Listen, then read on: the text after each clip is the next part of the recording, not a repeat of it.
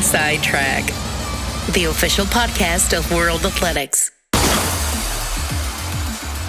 All right, welcome to Inside Track from World Athletics. It is day 5, my friends. It's gone quick, eh? It is going quick. We are here, Paris 2024. I'm Sonia Richards-Ross. And I'm Greg Rutherford, and this is your go-to podcast for all of the insights, intrigue, and, well, big opinions generally. I think it's going to some big opinions today, for sure. Oh, there were big races last night, so you know we got big opinions and big insights. We've had some incredible guests on the show already. And today we have not one, not two, but three. 1, 2, 3. We got that. I'm not going to say it. We have 3 incredible guests. European champion Adam Gemili. He's a British sprinter, so I competed with him too, and you will know him even better than me. The legendary French pole vaulter champion Renaud Villani. I competed with him too. These are all like throwbacks. These are like our people. It was a nice time. And then, oh my goodness, my bestie. You know, we commentate together on NBC. Trinidad's Otto Bolden is coming. He'll be in the house. Legend. One of the I don't know if I nicest call him a men in legend, but I love it. You can tell him I said that. Well, I'll tell you what, we're gonna have to get through all of that quicker than Noah Lyles ran the 100 meters in last night, because we've then got the Ask Me Anything. We've just got so much going on, and that's a good point as well with the Ask Me Anything. Remember, you can always have like DMs, can't we? Like, we're always open with our DMs. People can slide in, throwing questions our way, getting involved. But again, we always say with the DMs, keep it PC. Please do that. So don't forget to keep following us. We have a couple more days left. More than a couple. We've got like, what, 6? Well, as I said, this is the week, right? We've got like a full week pretty much going now. Yeah. So this is where this is the graft. Yeah. So keep following us wherever you're listening to your podcast. And like, I'm so excited. I'm putting my notes down because I want to get into our chats. The men's 100. Oof. Well, this is Noah's world now. We're just all living in it, right? Because that was... So here's my take. As an Olympic athlete, an Olympic champion for both of us, we know what it's like to have the pressure. And I can only imagine what it's like for the 100-meter athletes who, obviously, that is the race that everybody's watching. Everybody wants to win. Yeah. And boy, did Noah Lyles say a lot. Right? Well, that's interesting. You're talking about pressure. I mean, like, confidence is one thing. And a lot of us say, hey, I'm going to the Olympics. Like, for me in London, I was there to win it. Yeah. Like, same for you. Yeah, of course. I mean, that's one of those things. But to add extra pressure, to make it that literally everybody's either gunning for you or against you. Like, it's one of those things that he quite literally just was like, everybody, put it all on me. All eyes on me. I've got this because I want to be the face of everything. Put it all on me. Yeah. And he delivered. He did it, right? He delivered. No, it was mind blowing. And I think, and what's crazy when you go back and think about it, he lost every round. The only race he won here in the 100 was the final. He was just toying with everyone. I think, so here's the thing. And if you didn't watch it, you're living under a rock because it's been everywhere now, right? It's not just what happened in those 9.79 seconds, right? It was all that happened before. So if you were in the stadium, if you're watching it on TV, wherever you're watching it, the stadium goes black, right? Then the lights come on. Like, this is like heavyweight matchup. Like, it was intense, right? Yeah. Then they announced Noah Lyles, and so you watch everybody else come out the tunnel, and it's like, everybody's like, doing a little hi, it's me, I'm here, a little Noah Lyles freaking sprints out of the tunnel, goes down the track and does this even bigger than he did the trials. And people will ask, well, do you think he wasted too much energy? Could he have run faster? I'll tell you why I think that paid off more than anything else. Can you imagine you're on the start line and your number one rival walks out the tunnel like that? He psyched everyone out once again. Yeah, you're right. It's a part of the tactic that he uses to be the champion because I really felt like that was the best lineup that could have been there that night, right? The top 8 men in the world, they all made it through. And it could have been anybody's race. It looked like it was Shane Thompson was going to win it. It did look like he won. I called it literally across the line. And I was like, he's done it. I thought the Jamaican did it. Yeah. But I really do feel like a part of his sportsmanship and a part of that bravado and all that stuff gets in their head. Yeah. And he knows if I am within reach at that line, well, that's the thing. A lot of it, I don't know about for you. Like, for me, it was all done in the cool room. Yeah. And I had my ways of sort of... And it was mine was very pleasant. I was very nice about it. Well, I don't know how much the pleasant ways work to get in people's heads. Well, yeah, but you must have had it in the cool room. Like, I mean, but I was some people are noisy. Oh, wait. Oh, I see. See, I was the complete opposite. I was like this. Oh, so you think you were psyching them out because they were like so, yeah. Oh yeah, I was how we going? You all right? Nice to see you. Everybody all right? Good. Let's have a great competition. Like, and I literally was like, and I found that out in one of my first ever majors. I remember sitting there and looking, and I was all just like, I can't believe I'm here. This is great. I remember athletes looking at me like, why is he so happy? Yeah. And I could see that. So I sort of, it was like a reverse psychology. I like that. And that worked, but obviously for Noah as well. As you say, bursting out there with all that energy. And it's got to be unnerving. I cannot believe it. I don't care how sort of focused and everything else you are and confident, seeing him do that exactly like you say, that's going to get in your mind a little bit. But then the music plays. Yes. And it never ends. I thought the DJ just suddenly thought he literally had a set to do. His show. He's like, this is my game. What was that about? Because they were on the track literally that was the longest we've ever seen a men's 100-meter final wait to start a race. It was like 20 freaking minutes. I thought, and I don't know if people watching at home could see, it looked like somebody came onto the track. They did, yes. And they were kind of wrestling him off the track, and that slowed up the race. So that was the start. But that was before they came out, though. Really? So it was really interesting. So I was literally sitting there. So I watched him come, because I was above the tunnel where he was removed. And it was one of those that happened, but it was before everything happened. Something else, there was an issue of some sort, I'm not sure what, but it meant that it took a bit longer because a bit. It took forever. The crowd were getting quite antsy at that point. Exactly. And I also felt like, even for the athletes, like that, you have that energy, and it was kind of fading too. Yeah. But I mean, you get up for the moment when the minute the starter says, on your mark, So what a night. Congrats to the big man, Noah Lyles. Had a big talk, and he delivered, and he deserves the respect. He is officially, without debate, the fastest man in the world. Well done, Noah Lyles. Congratulations to Noah Lyles. All right, well, that was fun. And I love talking to you, but we got some interesting guests coming in. So I'm going to invite you again, my friend. Come on then. Here we go. Over to this side of the couch.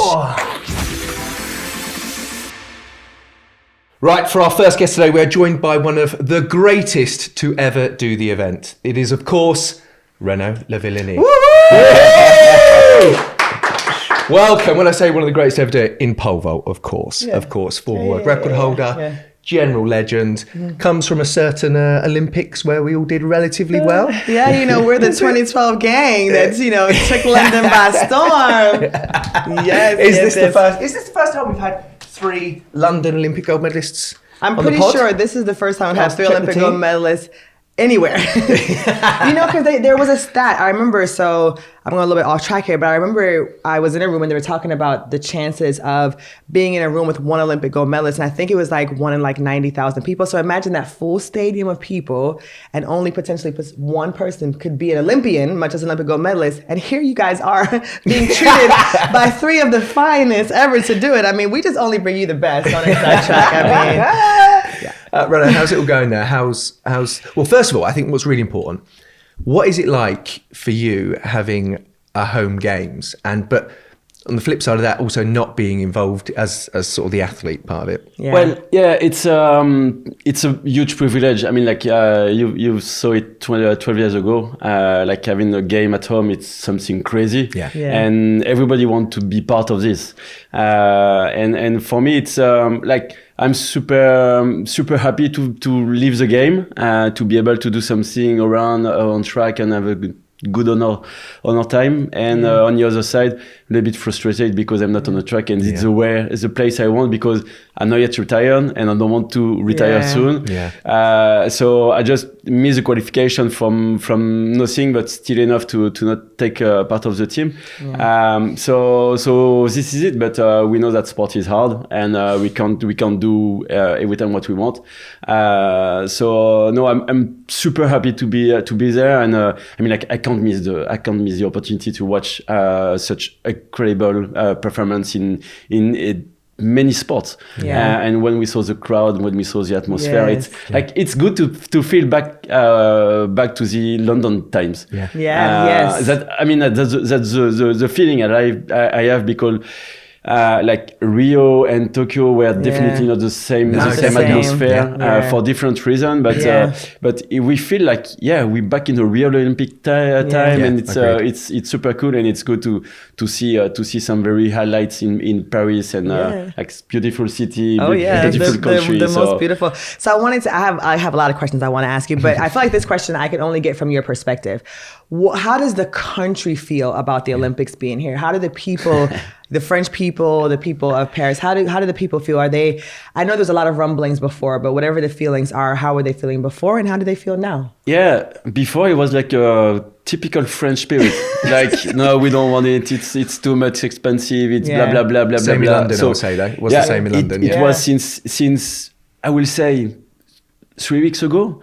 It was a lot of bashing like that, and then we have a really nice opening ceremony, and we saw all the stadium, all the main events are full. We saw the huge energy and happy, like people are happy to be there, and we saw. Like it was in London, we get like a lot of tension for sports we never watched before, and we probably will never watch again. Unfortunately. But it is like that's the Olympics. So I've been able to watch the road cycling cross around the road, and the atmosphere was just crazy. It was insane, and I think even more than the Tour de France, which is usually something huge. Absolutely. So I think like French people are now happy to have it. And the main question we have is like, how is it going to be in September when the Olympic will be done? Do people will still love sports and they will forget it again and go back to shopping and eating baguettes? It's interesting you say that because in London 2012.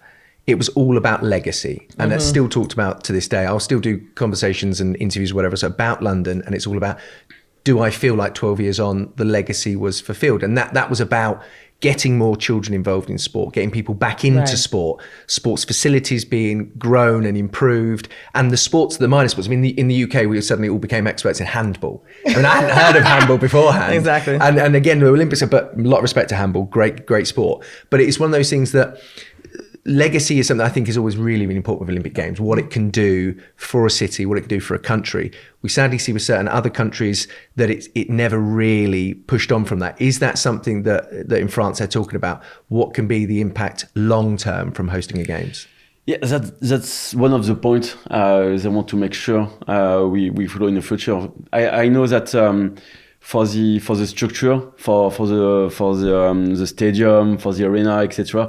They try to maximize, everything. So they didn't build so much things. So which is nice because they use something which already in place, and they try to make sure that everything have been built will stay in the loop for a while. And politics, it's never easy in every country, and actually we are like, we don't know.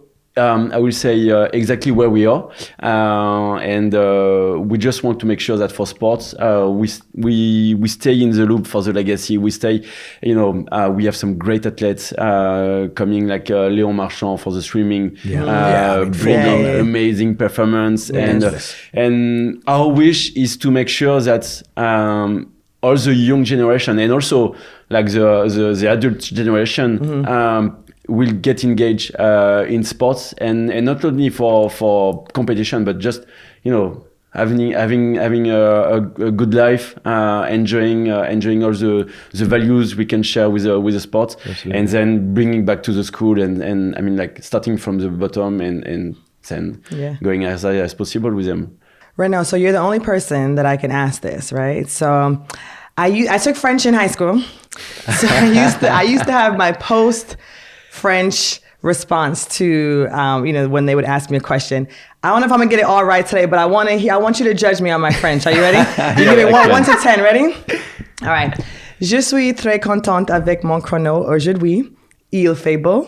Les spectateurs est très fantastique. I used to say some other stuff too, but how is that? That's pretty good. Yay! You've been hiding. I reckon you've been speaking the whole time. That's when everybody else has been talking French. You've known what's been going on. I haven't caught a thing, but I remember that. And I used to say more stuff. I used to say like all this other stuff. But how did that sound? Was that pretty good? Yeah, really good. I mean, for sure, if you say it in the Stade de France, they will love it. Yeah. That was when I was running. I have a funny thing like that. Is Alicia Newman from Canada, so she know a little bit of French, and since 2 years, so we are close friend, and she told me, no, I want to speak in French with you because amazing. I want to be ready for Paris and I want to get the people with me. I should have done that with you as well then, because I literally, like, a few years ago, I was like, I'm definitely going to learn French before I get to France for Paris. And But do you want to haven't. know how confident I was? So in French, I would say I'm very happy with my time. The weather was good. The track was good. And je gagne, I won. So I only practiced with full confidence that I was going to run a great time. The weather was going to be good, and I was going to win. I absolutely love that. And it's also good, the weather in Paris. Huh? Yeah. No more, no rain. Yeah, no more rain. Absolutely. Well, it's good. You touch on obviously friends around the world and the pole vault community, which is such a fun, good community. We had Greg Duplantis here as well, and Helena, and we were sort of talking about pole vault as probably the most amount of fun to hang out with. I always loved it when we were on the circuit. I would always have a good We spent a time. lot of time It together. was very good. Some good nights out. We some want to which hear about those we nights. cannot talk about. We will not be talking about. But as well, I just want to touch on during COVID, which is obviously a really difficult time for everybody. Like, you guys did something between, was it yourself, Sam, and Mondo, which was super cool. And I think now probably on about 4 of the podcasts, I've mentioned that I have a track in my back garden. I'm really trying to sell the fact that I want a competition in my garden. But you guys did it, right? And I think for anybody that didn't see that, explain sort of what you did and sort of what it did for the sport at the time. Well, so it was straight in the COVID, and we have like nothing to do, and everybody was stuck in his place.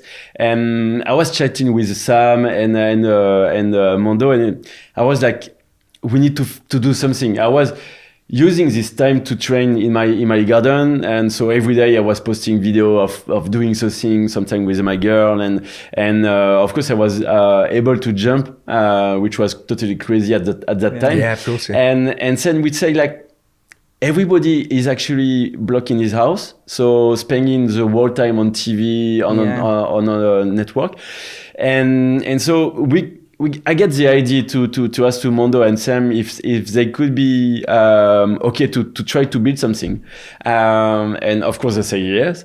So I turn I come to World Athletic and say, I have a concept. Maybe you can help me to find a way to do something, and so the first I will say hard thing was to find the way to make sure that we can connect the video on the same platform, because we can't have a huge production coming with a different camera. Right, so right. it was like we need to find a way with only the smartphone to do something in live, and so we've done some tests. It worked pretty well, and then. We said we can't make a competition because, like a real competition, because our setup are different, right? And so it will not be fair. So we try to find a concept, and the idea was like we get 30 minutes. We cut in a half time, so 2 times 15 minutes, and we put a bar. So we decide it's 5 meter can like everybody understand 5 meter. If you put 5'10", 5'20", we don't care, but 5 it's the same. Yeah. And then the one who jump it the most will win. Yeah. And that was funny because like we make joke and like 2 days ago I talk about it with Mondo, and I say we need to do it again. Absolutely. And he's totally agreed to say it. That's so cool. maybe You we heard it will have here a first. revenge for that. Yes, So that was fun. It's that Inside innovation Track as well, wants right? to be there. We can be commentating. We can be. Well, you could maybe be stateside. I could Yeah, then be you in could France. be. Yeah. And then we can How do you get to somehow be in collaborate. France? Why can't I? All right, you can fly in. We'll keep flicking between. Listen, as the only Jamaican American on the couch, I got to ask this because you guys keep referring to this garden. When you say a garden, is there flowers or are you talking about your backyard? It's your backyard, yeah. What can you say backyard and stop acting like y'all so fancy? Like, oh, I had it in my garden. I'm like, do they have like just wanna flowers throw it and out there. fruit and food back there? What is in this The world garden? of athletics is bigger than America.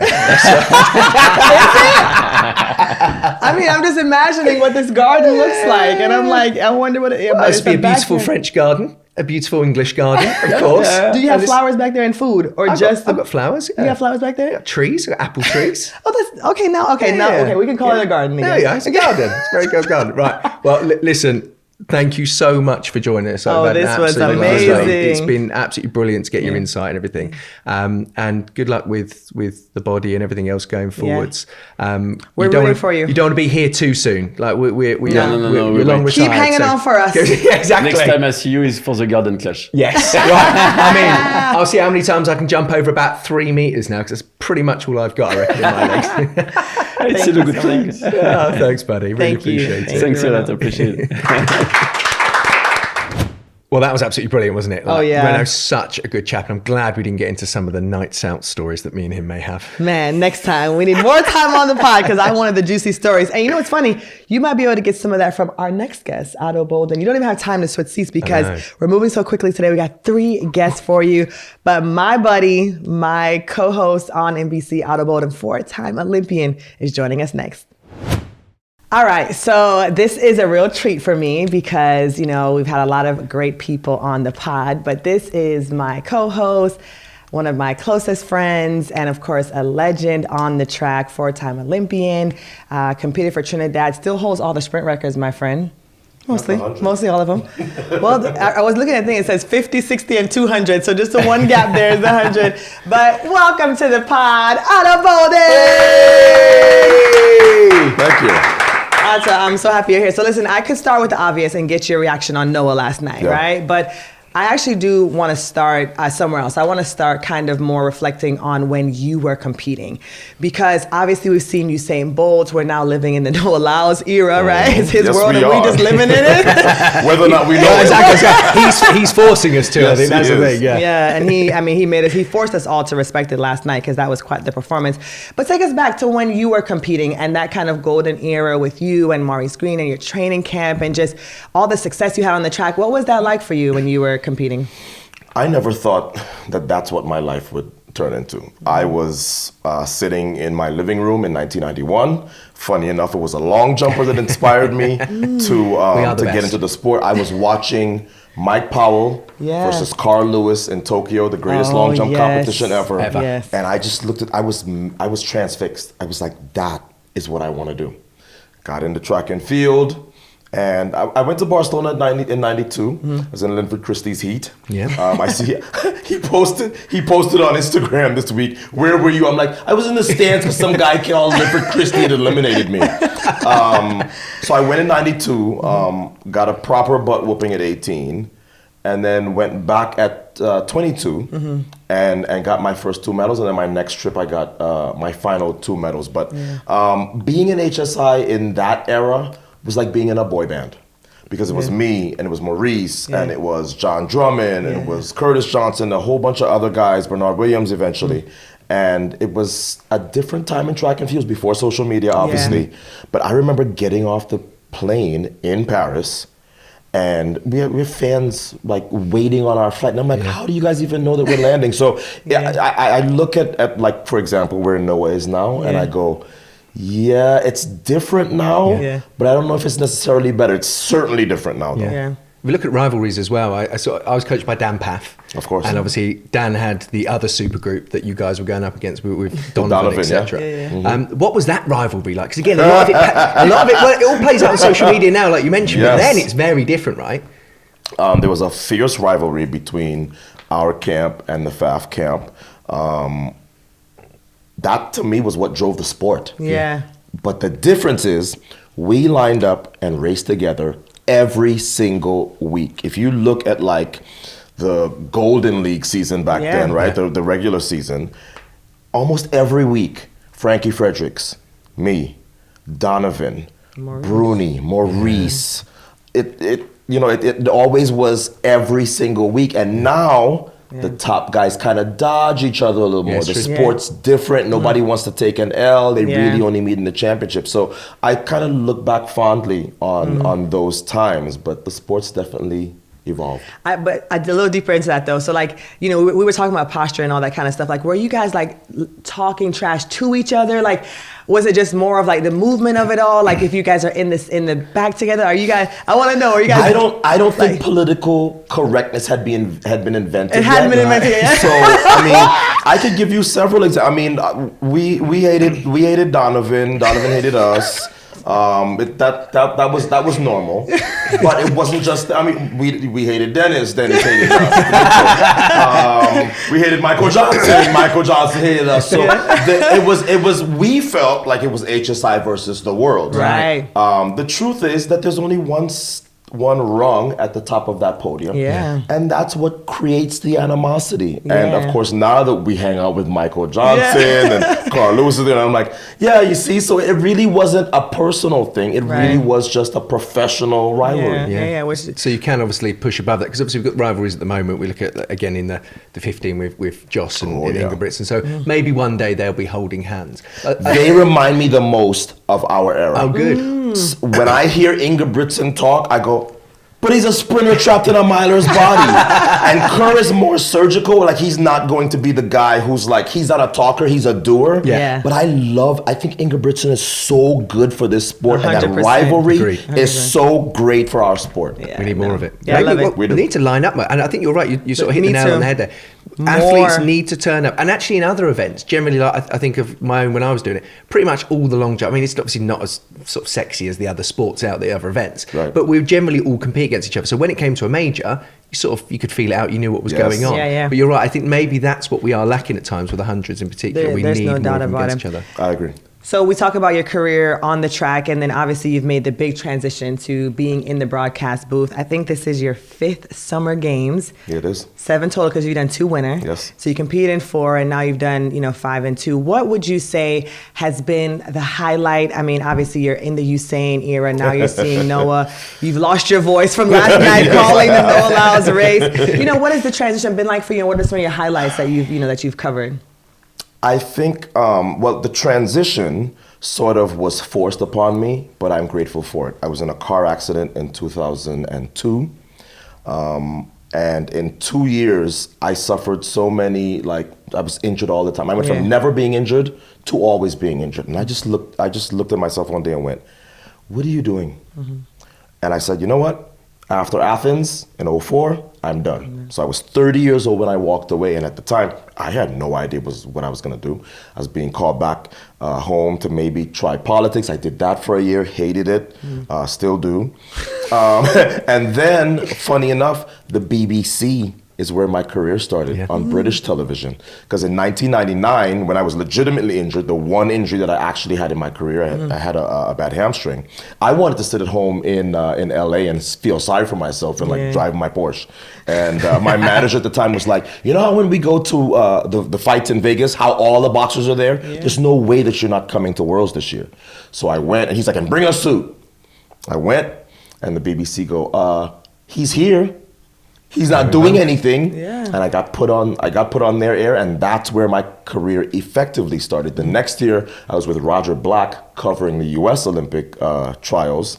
And then the year after I retired, I was on television. But what it did is it got me sort of at the front of the line. Yeah. Because then everybody else who retired, 35, 36 from my era, by the time they were done, I was like, I'm already in the chair. You got the seat. Live folks behind me. Yeah. In terms of the best things that I've covered, yeah, probably. Listen, that race last night was one of the best. Yeah. That goes into my top 5. When it's the closest 100-meter final in 44 years, I think.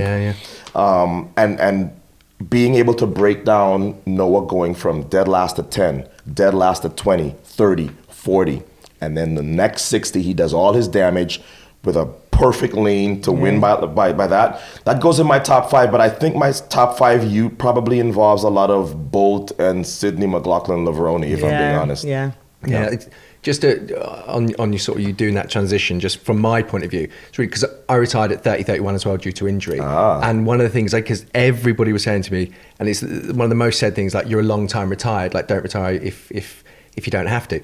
I knew I had to, and I looked into other athletes and you were one of the people as an inspiration for me, actually, to be honest, on that level, where I knew I wanted to move into things like broadcasting, whatever else, and I just wanted to see other athletes that had done it at that age, because again, everybody said, no, just push through it, maybe have more surgery so you can get back. But equally, I was waking up in the morning, it was taking me 30 minutes to be able to walk because of the damage that I'd done to my body. So literally I'd wake up, have to wait 30 minutes of moving things around till I could go downstairs and sort of start my day. It's not, you don't want it anymore. No, so from that point of view, thank you in a way, because it genuinely, Yeah. it takes people that have done it and can prove to others that actually you can sort of move seamlessly into And these I was things. sort of So- looking at Michael Johnson, Right. who Yeah, retired a year or two before you. before me, and I was Yeah. like, oh, look at him. He's on British television. He's doing well. Yeah. So I think it's sort of paying it forward, right? Yeah. So Michael showed me, and it's great to hear that you were looking Yeah. at me and thinking, hey, there's an Well, option. You did. I think another thing that's really, really interesting, because we share a friend, David Maris, right?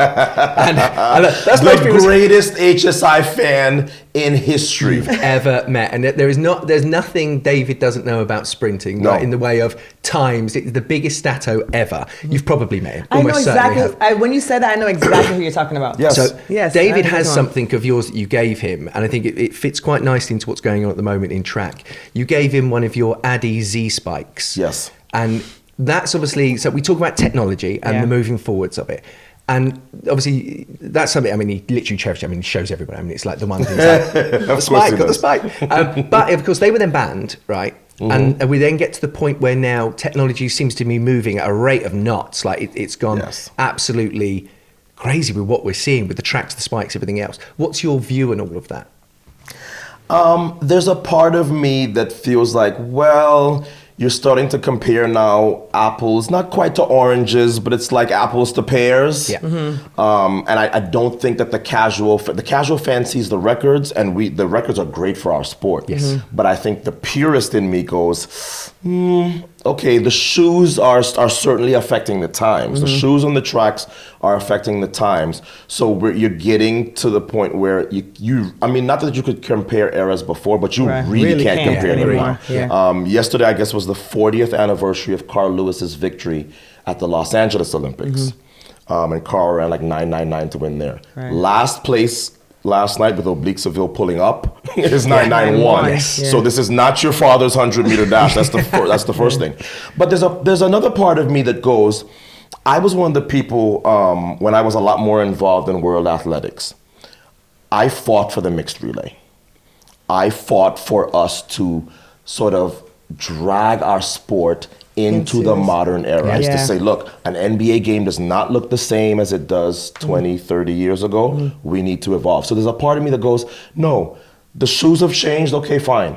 Let's get the records. Let's push the envelope. Let's grow our sport. And if we need to do it with some fancy Some carbon fiber technology. shoes, so yeah, be it. let's do it. What are you and you can't say Sydney McLaughlin-Levroni, Okay. and you can't say no to 400-meter hurdle races. Okay. We're almost halfway through. Yes. What are you most looking forward to that's left on the track? I think we're going to get a men's 400-meter world record. What? Excuse me now, you ain't tell me about that. And if you're wondering why I said that, Yes. go back, look at the rounds from yesterday. Michael Norman going, what? I thought I ran 45 something. That was 44:10. Yeah, it's right? true. Yeah. Quincy Hall, who of course famously does not care about time. He like, hey man, I came here to win. Y'all worry about that time. I'm here to win. About it. But he ran a very impressive looking race where Yeah. he was basically looking up at the board the whole time, took the Yeah. first half of the race off, cruised Yeah. home. It's the same kind of way it snuck up on us a little Yeah, bit a in little Rio bit in where I Rio. said, Sonia, I think this record's gonna go. And No, Otto, I told you the record was gonna go, and you were like, I don't know. I said he is gonna break that record. So please set the record straight. And tell the Sonia folks. remembers it a little different to I do. But Sonia okay. tells the facts. This is what always happens up in the booth. Sonia gets it right, and Otto is like, you know what? Sonia did say that. Tell the truth. See, Yeah, okay. Let's go with that. I'm not involved. I'm just saying well out of this. No, but Yeah. seriously, Yeah. I think that if, particularly with Michael Norman looking the way he Yeah, does, Michael Norman and looks then you add good. Hall, Hudson Smith, Yeah. and there are others. I mean, Karani's still there. There are other yeah. guys who looked very good yesterday. I think that apart from the race that you told me not Of course, to you mention, can't say the 400 hurdles, men's yes, 400, yeah. I think that we're going to get a world record. I like that. I like that because so that's kind of an outrageous pick, and it's kind of something that no one is talking about. So I love that we have on record. And now that Sonia Otto can't say Bolden- that she said it first. I will not own that one. Otto Bolden said that I was going to first. say, you could always edit out your reaction. We could just put in another thing. Son- I told you that. Sonia said the men's 400 meters. Break the world record. Well, so- look, Ata, thank you so much for joining us. Yes. It's been absolutely brilliant. And I think somebody got very excited at the beginning there. I didn't cut across you this time, though. You think you what? I didn't cut across you and you get very excited. I'll let you just go. Oh yeah, you did. No, but Ata, seriously, it was a treat for us to have you. This was a great pod. We're gonna have 3 guests on this pod, 3 stellar guests. Sprinting sensation. We got pole vaulters. So continue listening, continue watching. Adam Jamili's next, right? He is, yeah. Stay tuned. Right, our next guest is a British. You're a bit of a British sprinting legend now. You've got the amount of medals you've got, particularly in the relay, is absolutely incredible. And it is, of course, Adam Jamili. Welcome, mate. It's been far too long since we've seen each other. Greg, are you going deaf because you don't Am I have loud? to? Yeah, we're all right here. I'm getting excited. Okay, I can tell. I love it. This is the most excited he's been. So honestly. for that reason, I'm gonna just kind of block him out because I feel like you're gonna I'll be have all the tea that I need to know on my co-host. Greg and I have known each other for, actually we were shared an apartment in 2012. I think that's the first Really? time. Yeah, we were. Living together or just like at the Olympic Village. We Oh, were okay, all in okay. It was you and Steve Lewis Yeah, were in the room. yeah. Christian Malcolm and Dwayne in one room, and then Danny Talbot and myself in the other. you were Apartment young of Dreams. then. Yeah, I was 18. I was youngest Oh, on the wow, athletics wow, team. yeah. I looked a bit different then as well. You I had a feel different like. haircut then, Yeah, and different teeth. different teeth. Wait a minute. This is the post veneers. Greg won gold in 2012, and wow, Immediately. it was the glow up. The glow up was instant. It needed to be. That's why I'm sitting here. I mean, imagine old me had no hope. As now You I look go, no, thank you. You look great, my friend. You look Thank great. you. As do you. I think. Oh yeah, I Sandy. don't know if you just leave for. We're just Yeah, gonna have a chat that'd about be- us for a bit. That's fine. But you back talk about. to you. Also, go. Yeah, things are good. I'm out in Paris here, enjoying the Olympics from a different side of it. Obviously Yeah. disappointed not to be competing. I picked up a little injury the week of trials, got a little hamstring tear, which was so it meant my season was basically was basically done, which was devastating to be honest. But really excited to be here and enjoy the sport from a sort of different side of it. And it's what a spectacle we've had so far. It's Well, been- we got to ask you about the men's 100 last night. What did you think? Wow, that was one of the best 100 meters I've seen in Hands down. Because I know when Bolt was running, it was sort of like not guaranteed, but was people the Bolt knew. show. It was yeah, the Bolt but show. yesterday, honestly, and looking at the rounds, I just couldn't tell who was going to win. Couldn't tell. I'm very surprised that Noah pulled that out. I Me really too. didn't. We all were. Here's the thing that I said. A lot of times the protagonists and all the best athletes do not make it through to the final. But when you looked across those 8 lanes, everybody in the final, we wanted to see there.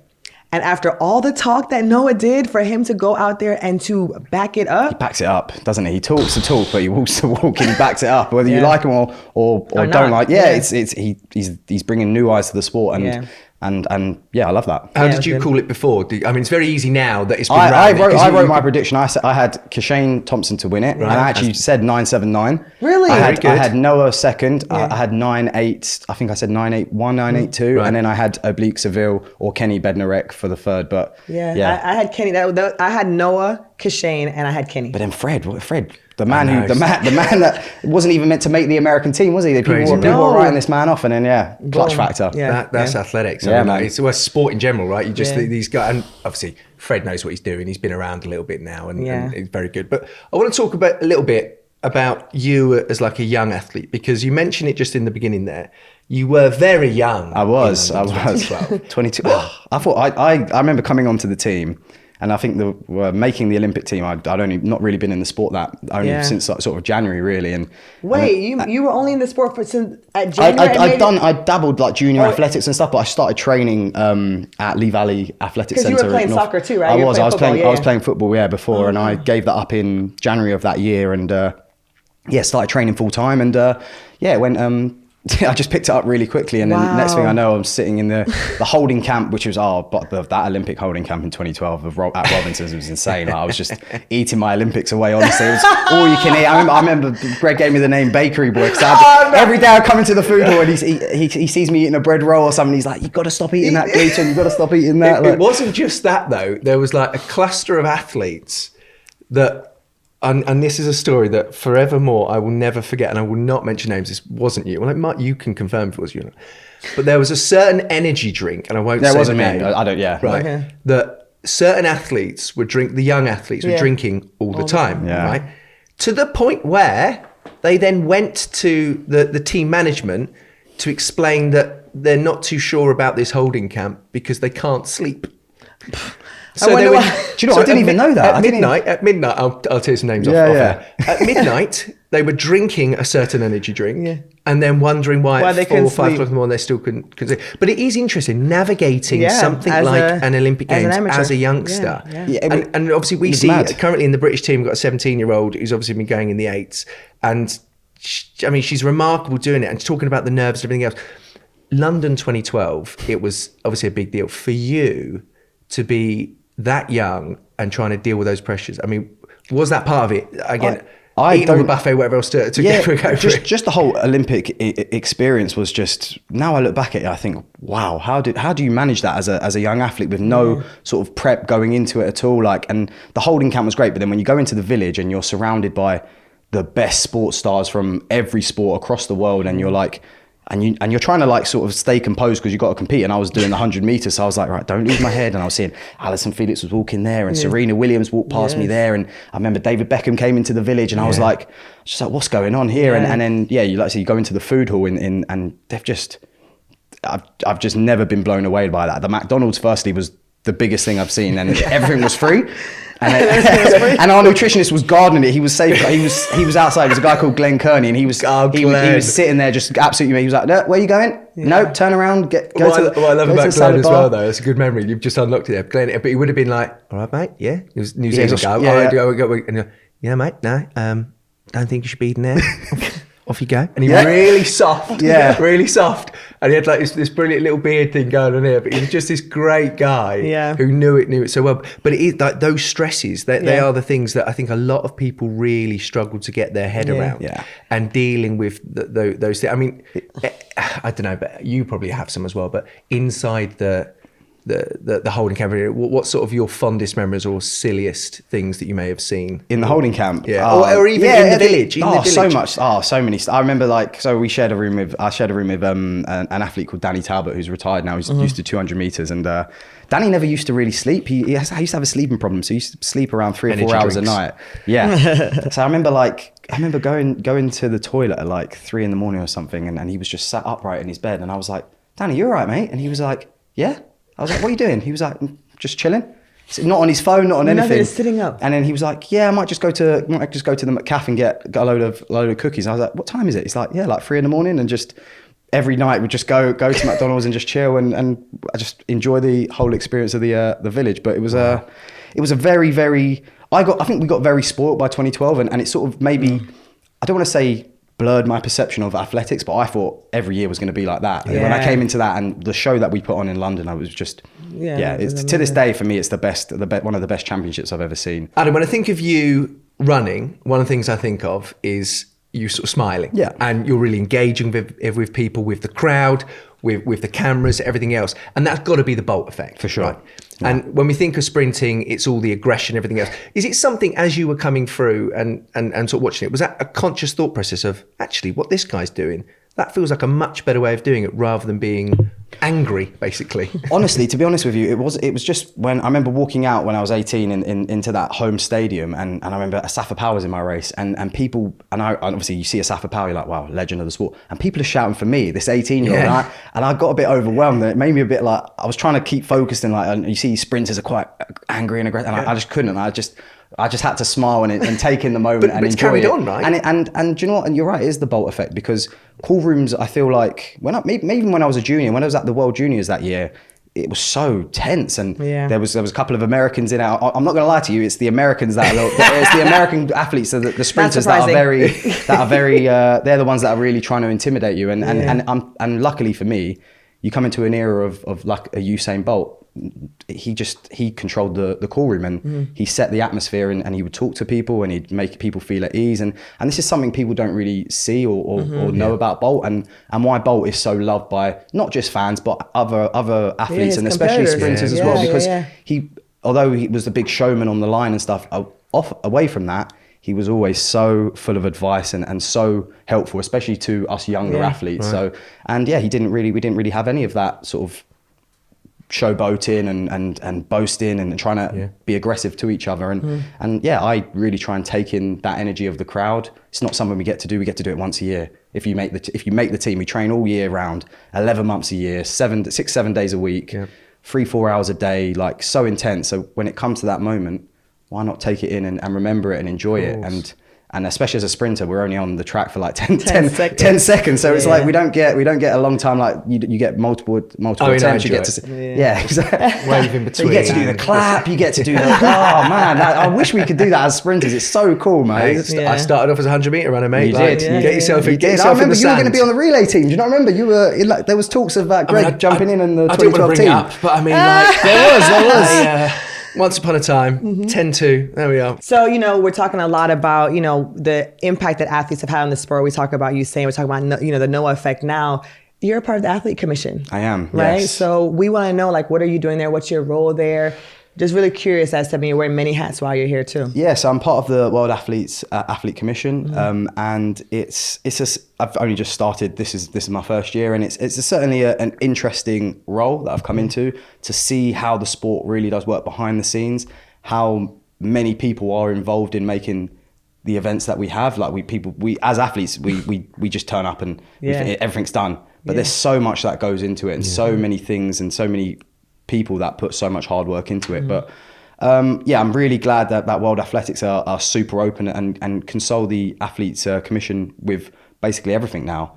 And the sport is changing, and I think the sport does need to adapt and grow with the times. Absolutely. I think that's one thing for athletics that I do feel like we did get stuck in the past a little bit, and we didn't change with the times. And athletics, like we come to an Olympic Games, it's always sold out. You go to any of the Diamond Leagues, especially like in London and stuff, the appetite for athletics is there. So why is our sport not more popular? Not growing, and that's a question we have to answer in this commission. But we've got a great group of guys and girls, and led by Valerie Adams, obviously. Yes, love that. And we get stuff done, and it's not always it's not always happy in there. Like there are arguments and stuff, especially with, like, for example, the long jump. The long jump war changes that were coming into effect. I have a few. We got to talk about that on another pod. We won't do that now. But we have a few. But at least we're in the room, and we get a voice, and we have a say, which we haven't always had in our sport. So it's for me, it's something that's what I want to do, and would love to go into after sort of I finish running, really, and stay in the governance and really help grow the sport, because it's a sport that I love. Yeah. We love that. We love that. Well, thank you so much for joining. It was really good to get some insight on my co-host, and fun to see you guys reconnect. And we're I've calmed down now as well. I just want to Do you know what? mention. There's a couple of stories I didn't say about Sanya as well. I'm not going to say in Beijing after Beijing 2015, there was a really good night out that we all had, and we went with the American team. Yeah, see, I do remember that. We have time. We have time. Let's go. Adam Jimini, could you just tell me about a night out in 2015, maybe? Thank you for joining us. Thank you, guys. Thanks for having me. Cheers, guys. Thank you. Well, that was fun. So much fun. How did we fit three guests in one show? I mean, We are good. We're really good.